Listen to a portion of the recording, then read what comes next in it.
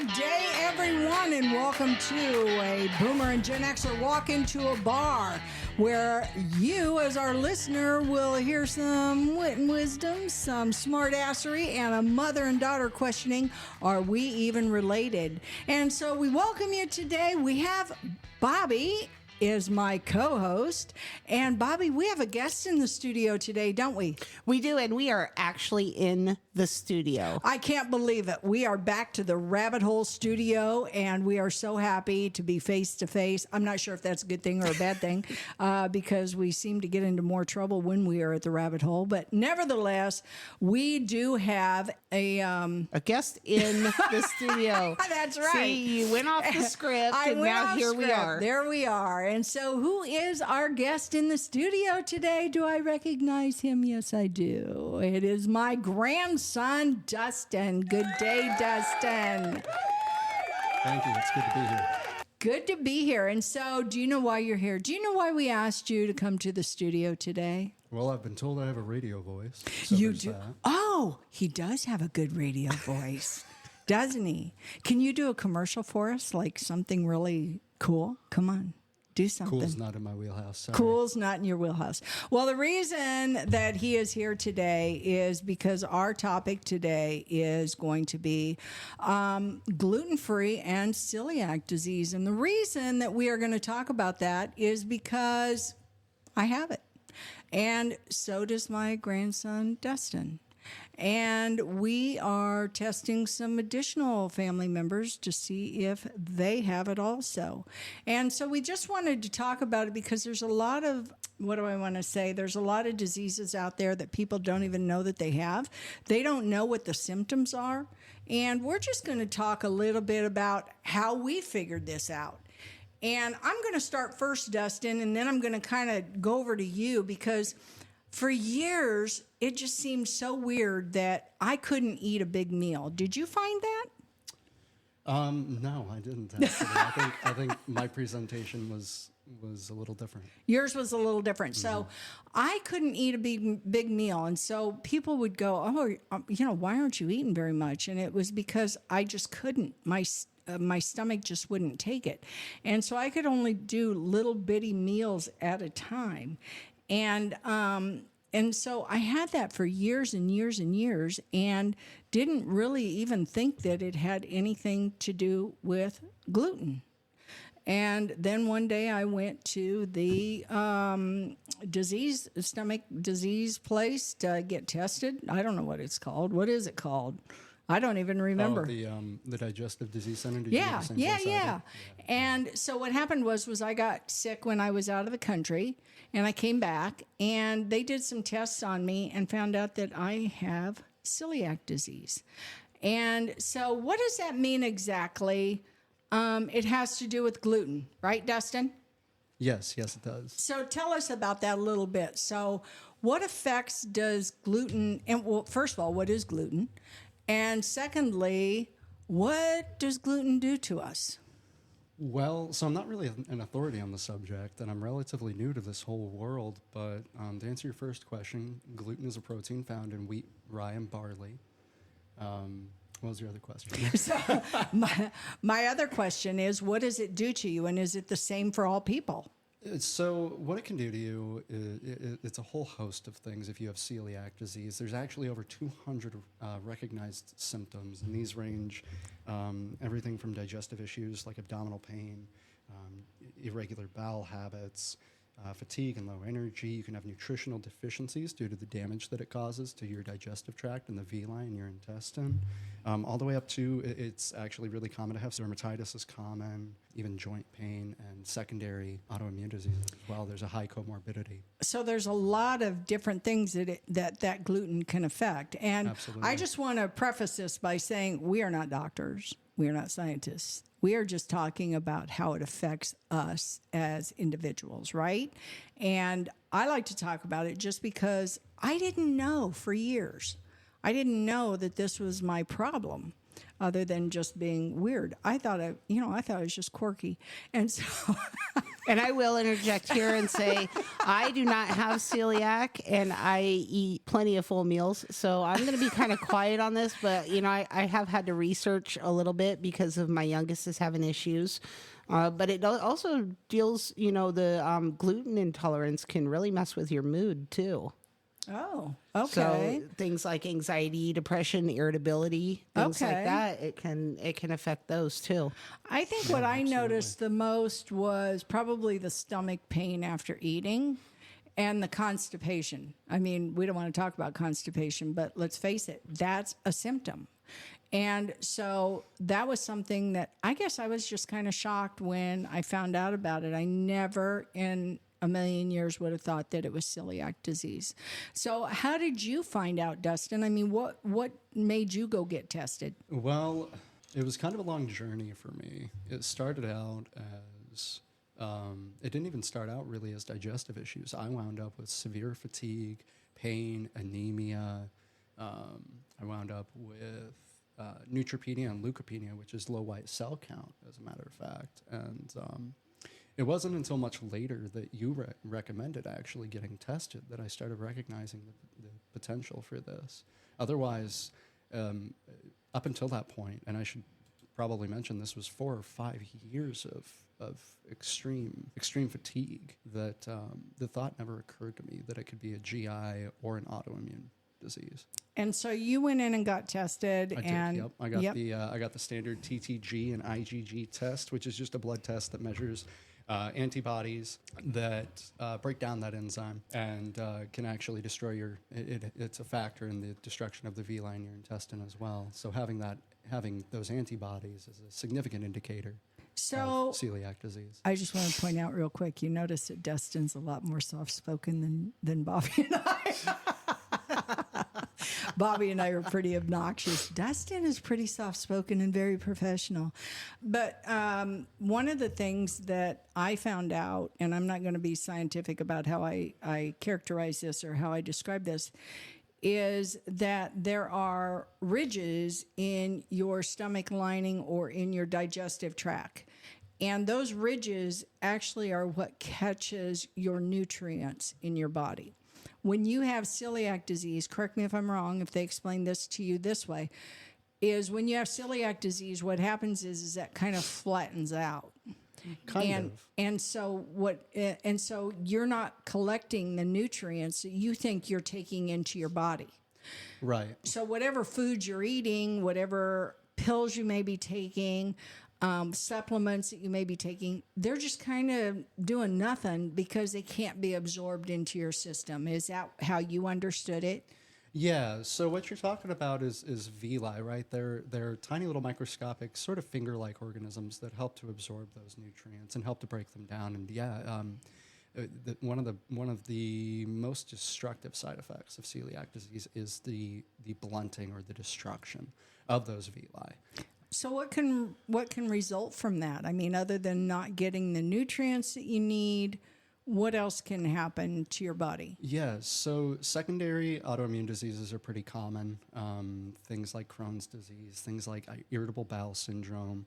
But it can actually extend so severely. It increases our risk of stomach cancer, of colon cancer, and even of pancreatic cancer, potentially, if it goes untreated for an extended period of time. And one of the reasons why I so wanted to talk about this today is because when we talk about stomach cancer or digestive cancer, there's so many chemicals and products that are put into our foods today that it's just very difficult to avoid cancer. Absolutely. The cancer rate is just sky high, and it has to do with a lot of the chemicals and preservatives and sweeteners and things like that that are put into our foods. Mm-hmm. So if that's sitting in our system and we have celiac, now we're kind of doubling down. Yeah, we're double screwed effectively. Yeah, absolutely. And so our potential for cancer is even higher. Yes. And I've said this before on the show, I'm BRCA positive, Mm-hmm. and so I have the cancer gene anyway. Yeah.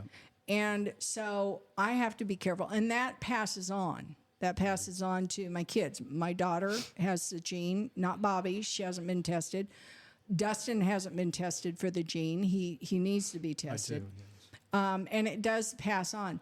But the reason that we're bringing this up today is because, you know, I went years and, I mean, look how old I am. I'm the boomer, right? Yeah.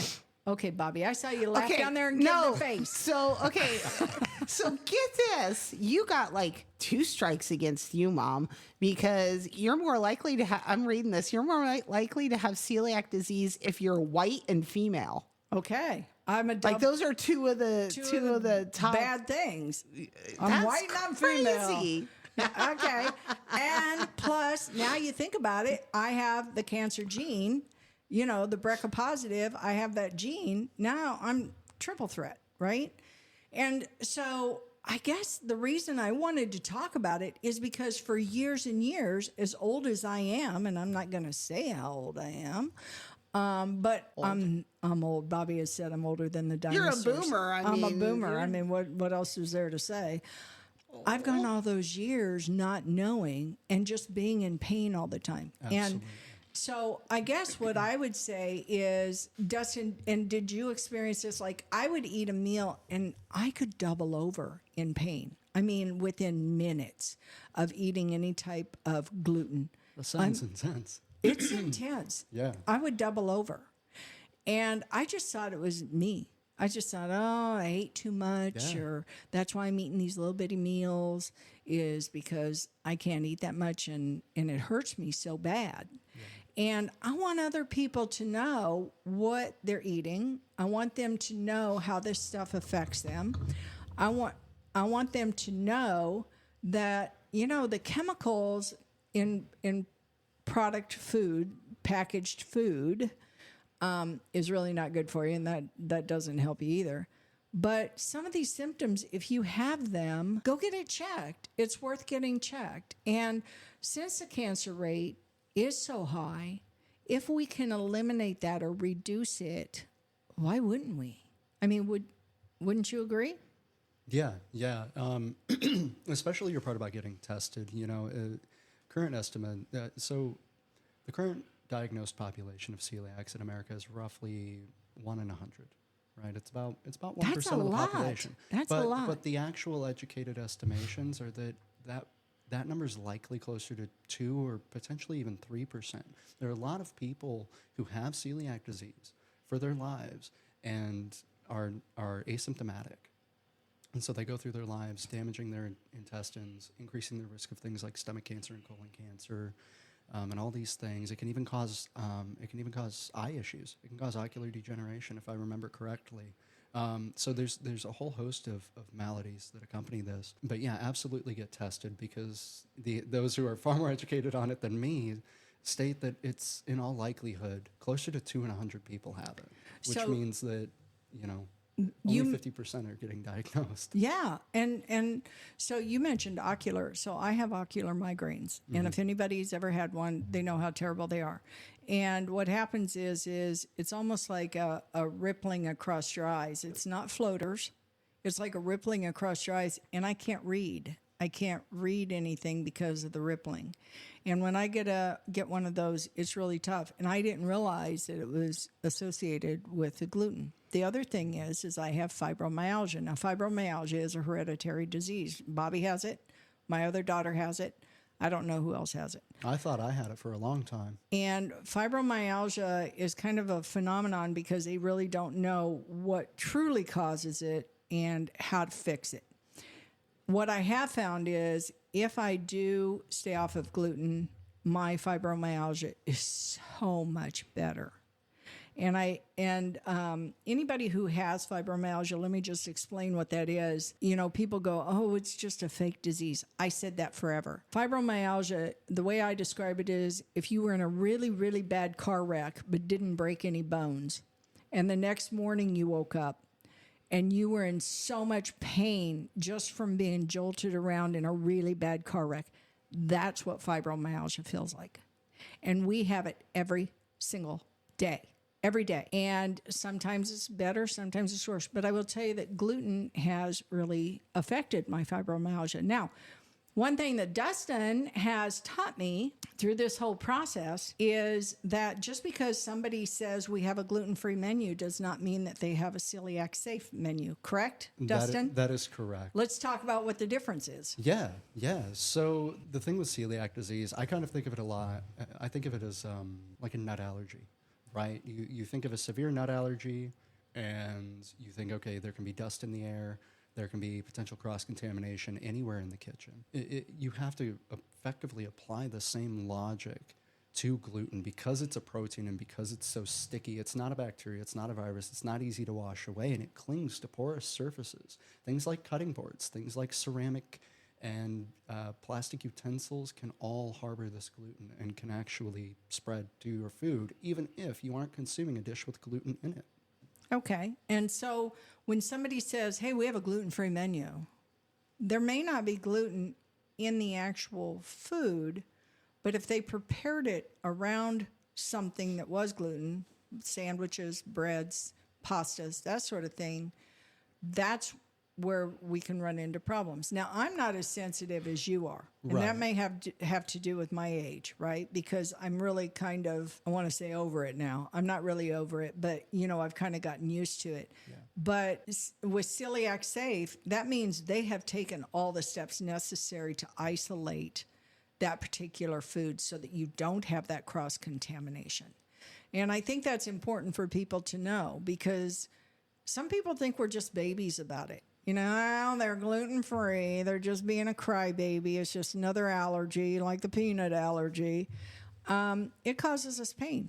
And when somebody says, hey, I'm gluten intolerant or I have celiac, kind of have a little empathy for them on that. And there's a distinction. It's important to note there's a big distinction between a gluten intolerance and celiac disease, right? Celiac disease is an autoimmune disease. Gluten intolerance is similar to a lactose intolerance, right? Gluten intolerance. Yes, gluten it's an inflammatory agent. Regardless of whether or not you have celiac disease, it can cause inflammation in your body. It can cause potential joint pain. It can exacerbate underlying conditions, regardless of the autoimmune disease. But your sensitivity to it is not nearly as extreme as somebody with celiac disease. Okay, that's good to know. Good to know. So, anyway, Bobby, what do you have to add? Do you have any of these symptoms? Since we have them, do you have them? Do any of your kids have them? My youngest is currently going through testing for it right now, just because of the symptoms that she is having, the pain, the not able to eat certain foods, things like that. So we're just kind of ruling a bunch of things out. And since you guys have it, there's a higher chance that she's got it. And, you have a higher chance if a relative has it. Do you ever sit and think, like, what relative of yours would have had it and they never would have known because there wasn't the research back then? Wow. And what they would have had to go through? Because you got to think, I know, especially like with your parents and things like that, they were poorer than poor. They didn't have the money to go out and, get tested. Get not only get tested, but get certain foods. You ate what you were given. Right. If that caused you stomach pain and stuff, it's tough. You got a tummy ache, go walk it off. Right. And how many people before, in our family line would have suffered from things like that and never have known that it was an actual thing. What a great point. Because we were dirt poor, and if we had allergies, it was like, well, I have allergy to hay. Well, we're going to bale hay today, so too bad, so sad. Or we were just too, I always said we were too poor to have allergies. Yeah. We had to eat, and it was not like we had an overabundance of food at our house. It's interesting. Sorry, go ahead. Oh, no, I was just going to say, even if you did, it wouldn't have mattered. In the 70s and 80s, celiac disease was poorly understood. One of the standard diets was, if I remember right, it's called the banana diet. It's basically a low-starch diet because that was as close as medical professionals could get to understanding what the underlying cause was. Okay. We didn't understand the mechanism behind the disease. Yeah. And so we didn't understand how to treat it. Well, Bobby brought up how many of your relatives you think. Mm-hmm. My sister was in really bad health before she died. Right. And she had breast cancer and she had a brain tumor, from cancer. And she was in a nursing home for a period of time, and they had her on her back. And that's the worst thing you can do for fibromyalgia. And she used to just moan. And she was kind of incoherent a lot, couldn't communicate a lot, but she moaned a lot. And it wasn't until recently when we started talking about this celiac and how it affected our fibromyalgia. And I thought, oh my goodness. I told both my girls, I said, I think my sister had fibromyalgia because of the moaning laying on her back. And I said, if I'm ever bedridden, please, for the love of God, move me around. I don't care what you do, but move me around because it's so painful. But, even Dr. Domain, when we were in Georgia here recently, I had a week's worth of very, very horrible time period with the gluten affecting my fibromyalgia. I was in so much incredible pain, and it was because I wasn't watching what I was eating. And I knew it the minute it happened. And I told him that. And of course, he gets right on it. He wants me to, pay very close attention to that.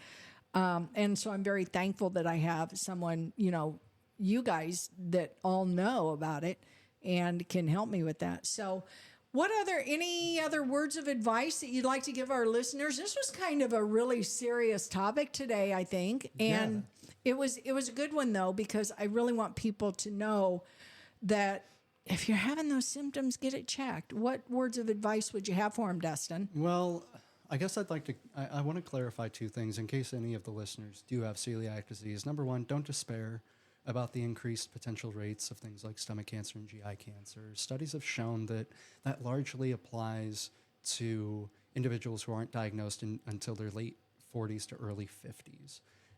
And after 5 years of being completely gluten-free and those villi healing and your intestine repairing itself, those numbers go way back down, much closer to the standard risk. Number two, I wanted to clarify on that kitchen note. So I looked it up while you were talking, and the daily limit for somebody with celiac disease for overall gluten intake is equivalent to 1/350th of a piece of bread, of a piece of standard white bread. Wow. Which is insane. Wow. Yeah. That's crazy. Yeah, it is. That's crazy. And that applies to spices. That applies to everything you consume. And the last thing I just want to say is, if you do have celiac, this is how serious it is.